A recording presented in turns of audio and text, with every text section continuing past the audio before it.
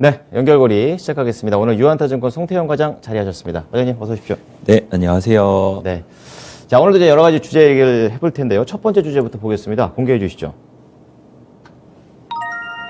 자유낙하 언제까지? 아, 이게 진짜 이틀 연속으로 이렇게 크게 빠지니까 이게 언제까지 이러지? 바닥 왔나? 저 유튜브에서도 봤는데 바닥 아니다. 얘기가 많아요. 어떻게 좀 내용 좀 전해주세요.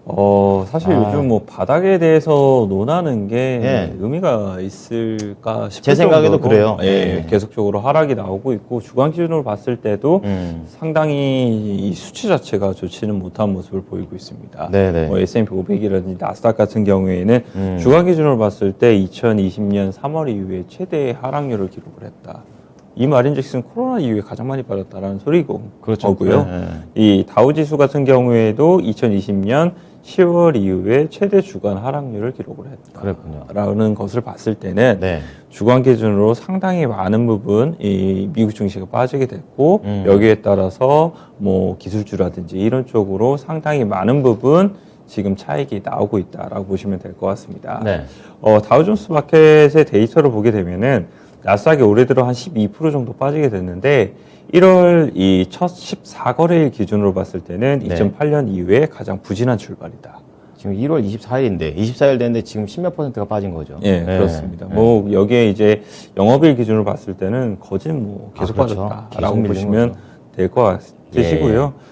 이제 비스포크 인베스트먼트에서는 1980년대 초 이후에 이 마감한 1시간 동안의 주가의 흐름을 분석한 바에 따르게 되면은 그런 게 있어요? 이 현재까지 올해 1월은 예. 거래 시간 마지막 1시간 동안에 네. 주가의 흐름이 최악을 보인 달이다라고 보시면 될 것 같습니다. 투자 심리가 안 좋군요.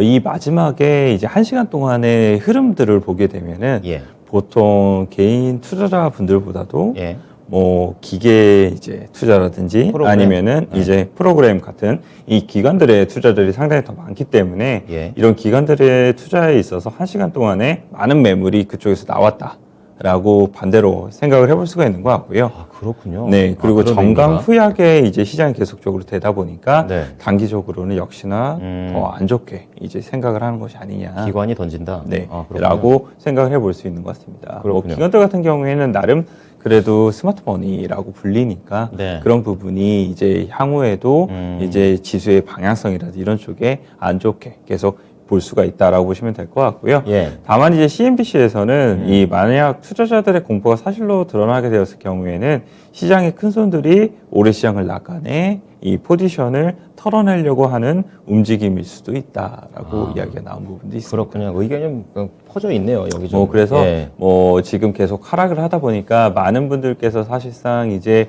올해 시장 끝났다. 맞아요. 뭐, 처음부터 이러니까. 네, 라고 생각을 하실 수 있기는 하겠지만 네. 생각보다 이런 시장 속에서도 결국은 돌려내는 부분은 있게 될 거고 그리고 지수가 이런 급한 하락만 아니게 되면은 충분히 이러한 곳에서도 수익을 거둘 수 있다. 이 점을 좀 생각을 해 보시면서 네. 접근을 하셨으면 좋겠다라고 말씀을 좀 드리고 싶습니다. 그렇죠. 그리고 이제 지난 금요일 날 10년 국채 금리를 보게 되면은 1.7%대로 빠지게 돼요. 이게 무슨 뭐 빅스 지수도 아니고 이렇게 변동성이 심합니까? 네, 아무래도 이 지금의 빠진 내용을 보게 되면은 결국 이 경기 리스크, 금리, 리스크 오프 심리가 이제 완화가 되면서 네. 이제 결국 안전자산 쪽으로 이제 많이 갔다. 이렇게 좀 보시면 될 것 같고요. 네. 그런 부분의 기저 중에 하나가 실적에 대한 부분이 있었었는데 이 지난 금요일에 말씀을 드린 것처럼 넷플릭스의 실적이 네. 안 좋게 나오게 되면서 결국 21% 정도 이제 하락이 나왔다라고 보시면 될 것 같고요. 그렇죠. 넷플릭스 실적이 안 좋다 보니까 대형 기술주들도 결국은 뭐 이번 실적까지는 괜찮을 수 있겠지만 가이던스가 또 안 좋은 거 아니냐라는 이러한 우려감이라든지 이런 예민하네요. 부분도 더욱더 많아졌던 것 같습니다. 그렇죠. 예. 그래서 페이스북 같은 경우에도 한 4% 정도의 하락이 나오게 되고 아마존 같은 경우에 6% 하락이 나왔어요. 많이 나왔네요. 네, 그래서 정말 빅테크들도 많이 빠지는구나 이런 부분을 볼 수가 있었고요. 필라델피아 반도체 지수는 그래도 금요일 날에는 비교적 선방했습니다. 근데 이게 선방한 겁니까? 원래 딴 때는 한 3, 4%씩 밀리다가 1.7이었으니까. 네, 뭐 그러니 다른 쪽에 워낙 많이 밀렸었는데 아, 그렇죠. 한 1.7% 정도가 밀렸다는 것은 그나마 선방했다라고 보시면 될 것 같고 예. 그리고 종목들의 개중에는 플러스를 기록을 한 종목들도 있었으니까 그런 부분에서 그래도 반도체 관련돼서는 그나마. 투자 심리가 그나마 좀 나았었다라고 보시면 될 것 같고요. 네. 이 전기차 관련돼서도 보시게 되면은 테슬라가 한 5% 정도 빠지게 됩니다. 많이 밀렸어요. 뭐 그만큼 예. 차익에 대한 물량이라든지 이런 부분이 많이 나온 것이 아닌가라고 생각을 해볼 수 있는 것 같고요. 네. 리비안 그리고 루시드 같은 경우에도 소폭의 하락세를 기록을 하게 되면서 전반적으로 모두 다 좋지 않았다라고 보시면 될 것 같습니다. 그렇군요. 자, 그렇다면은 이제 이번 주에 또 봐야 될 게 또 있잖아요. FOMC도 있고 이 부분은 어떻게 봐야 됩니까? 결국 그런 부분인 것 같아요. 지금의 시장을 돌려내기 위해서는 지금의 우려감으로 많이 나오고 있는 것들이 완화가 돼야 될 텐데 하나가 맞아요. 이제 통화 긴축에 대한 부분이고 나머지 하나가 이제 실적에 대한 부분이다라고 보시면 될 텐데요. 네. 통화 긴축에 관련된 부분은 이제 25, 26일에 예정되어 있는 FOMC 회의의 결과에 따라서 네. 상당히 달라질 수 있다라고 보시면 될 것 같은데 이렇게까지 파월 의장의 입을 봤던 적이 있나 이런 생각이 들어요. 파월 연준의 입을 이번에는 더욱더 지켜봐야 되는 게 그러게요. 이번에 점도표도 발표가 되지 않기 때문에 아. 그런 부분에 있어서 파월 연준 의장의 인플레이션 관련돼서 어떻게 생각을 하고 있는지 그리고 통화 정책 관련돼서 네. 어떻게 커멘트를 하게 되는지 그렇죠. 이 부분이 너무나 중요할 수밖에 없다라고 보시면 될 것 같고요. 그렇군요. 예. 이제 3월 금리 인상 관련돼서는 사실 너나 나나 금리 인상하는 거는 모두 다 이제 동의를 알죠? 하고 있잖아요. 네, 알죠. 근데 그 금리 인상이 25bp를 하게 될 것인가? 아니면 50 가든지. 50bp를 하게 네. 될 것인가? 아니면은 연내에는 금리 인상을 몇 번을 하게 될 것인가? 그렇죠. 이런 부분을 보다 더 이 패드에서 확실하게 스케줄로서 말을 해주게 되었을 경우에는 네. 충분히 이러한 지금의 통화 긴축에 대한 발작이 완화될 수 있다라고 아. 보시면 될 것 같아요. 불확실성을 없애준다라는 네. 측면인 거군요. 지금은 사실상 불확실성이라는 게 계속적으로 올라가게 되면서 빅스텝의 얘기도 계속적으로 나오고 있고 네. 그리고 많은 이제 월가의 IB 같은 경우에도 금리 인상의 횟수가 점점 늘어나고 있어요. 네, 그러니까요. 6, 7회, 뭐 8회까지도 네. 얘기가 나오는 만큼 그런 부분이 시장의 불안 요소로 자리를 잡고 있기 때문에 네. 얼마만큼이나 이번 FOMC 회의에서 그래서. 정확하게 말을 해주느냐 이게 중요하다라고 말씀을 드릴 수가 있을 것 같고요. 네. 그리고 두 번째 이제 실적 우려에 대한 부분인 건데 예. 이번 주에는 사실 빅테크들에 대한 실적이 많이 발표를 하게 됩니다.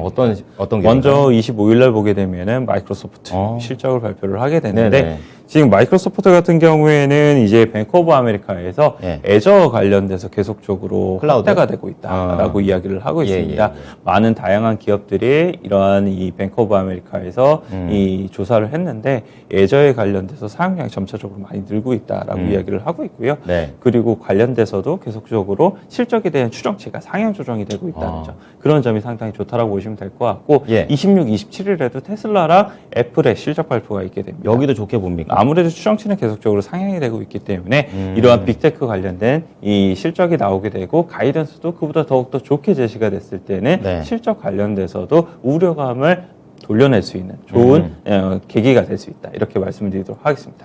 예, 이제 전반적인 시장에 대한 부분을 이제 오랜만에 좀 짚어 주셨는데 이제 그렇다면 이 종목들 뭐 기술주를 보란 얘기입니까? 어떤 종목이랑 연결할까요? 아무래도 지금 지수가 많이 빠져 있다는 것은 결국은 이제 대형 IT 관련돼서 국내에서 대부분 조정을 좀 많이 받았다라고 보시면 될 것 같고 지수의 상승이 나오게 되었을 경우에는 반대로 대형 IT 기술주들의 반등도 기대를 해볼 수 있다는 것을 의미를 할 수 있는 것 같아요. 그래서 전반적으로는 삼성전자라든지 아니면은 SK 하이닉스가 바로미터가 될 수 있기 때문에 좀 보셨으면 좋을 것 같고요. 네. 거기에 플러스 알파를 노리시는 분들 같은 경우에는 LG노텍이라든지 삼성전기 한번 보셨으면 좋겠다. 이렇게 말씀을 드리도록 하겠습니다. 네. 자, LG노텍과 삼성전기 쪽 좀 체크를 해봤습니다. 자, 두 번째로 넘어가 보겠습니다. 주제 공개해 주시죠.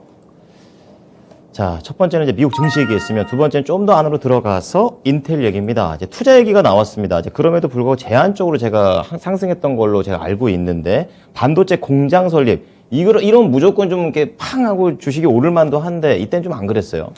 좀 아쉬운 부분이죠. 지금의 이 시장 흐름 자체가 좋지 못했기 때문에 그런 굉장히 거죠. 증설에 대한 이야기가 나왔음에도 불구하고 음. 결국은 좀 좋지 못한 흐름이었다라고 보시면 될 것 같고요. 그렇군요. 고압권에서 마무리를 하게 됩니다. 물론 장중에는 상승이 나오기는 했었지만 뭐 결국은 밀렸다라고 보시면 좀 될 것 같고요. 예, 예. 이 내용을 좀 보게 되면요. AP통신에서 인텔이 200억 달러 관련돼서 투자를 오하이오주 이 컬럼버스 인근에 반도체 공장을 건설할 예정이다라고 이야기를 하고 있고요. 좋네요. 이 글로벌 반도체 부족을 해소하기 위해서 앞으로 미국 내에 생산 지원을 하기 위한 의도이다라고 이야기를 하고 있습니다. 예. 이 신축될 공장의 두 곳에 보게 되면은 파운드리 관련돼서 공장을 짓겠다라고 이야기를 하고 있고요. 예. 그리고 이 가장 진보된 칩으로 알려진 인텔 18A도 생산을 하게 될 것이다라고 이야기를 하고 있습니다. 그렇군요. 뭐 즉 자사의 칩도 가장 좋은 것을 만들어내고 그리고 파운드리 공장도 다시 한 번 더 뛰어들겠다 인텔이 이야기를 하게 된 건데 이제 밀고 있는 그런 거네요. 뭐 아무래도 인텔이 예. 많은 MS라든지 이런 부분을 상실을 했기 때문에 그런 그렇군요. 부분에서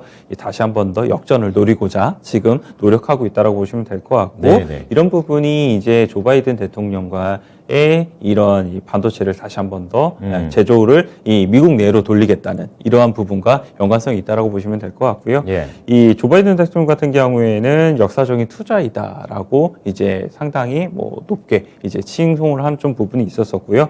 이 패커싱어 같은 경우에도 미국의 반도체 제조 리더십을 회복하는데 중요한 분기점이 될 수 있다라고 의미가 이야기했던 있군요. 부분이 있었습니다. 의미가 큽니다.